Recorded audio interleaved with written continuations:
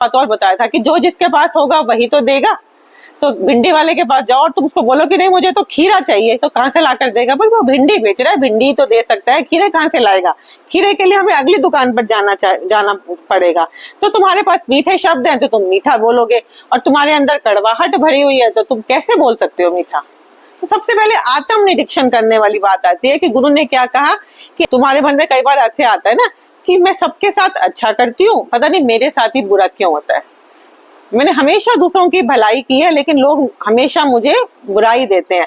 अगर ये वाली भावना मन में अभी है तो गुरु ने क्या कहा, अपने ऊपर काम करने की जरूरत है, क्योंकि इतने सारे लोग हमारी बुराई नहीं कर सकते।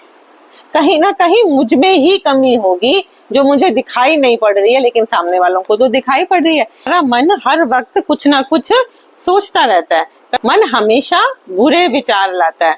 और कई बार ऐसा होता है कि हम अभी लेटे हैं, 4-5 घंटे हम लेट लिए, नींद नहीं आई, और जब हम उठते हैं तो हम कहते हैं कि एक कप चाय बना देना, कि थका थका सा कुछ महसूस हो रहा है।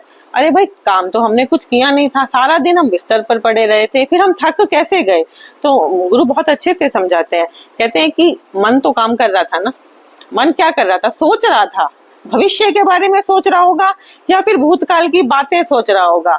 जो जितनी भी तेरे शरीर की ऊर्जा थी मन ने सारी सोचने में लगा दी। अब तू उठी है तो क्या शरीर भी थका हुआ है? तो गुरु ने यही कहा कि जो शक्ति हमें बचा कर रखनी चाहिए थी, कि हमने 5 घंटे हमारे शरीर ने आराम किया, अब हमारे अंदर इतनी शक्ति आ जानी चाहिए थी कि हम अगले काम के लिए तैयार हो जाएं, लेकिन हम तो और ज्यादा निढाल हो गए।